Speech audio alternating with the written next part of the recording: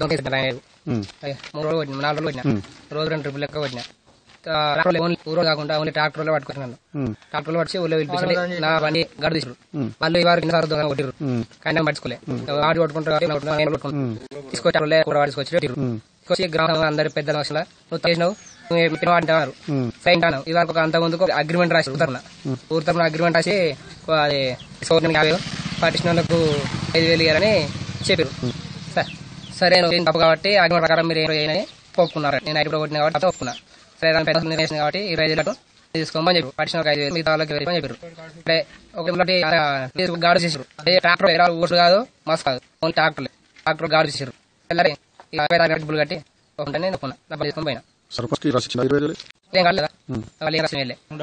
ఇయ్యలే 20,000 అని చెప్పిన బండి తీసుకోమని చెప్పారు.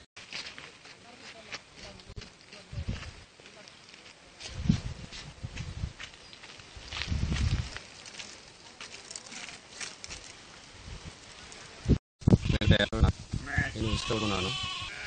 జాతిలో ప్రేమించుకొని నెల మాట్లాడుతున్నాను మొత్తం కూడా బంధు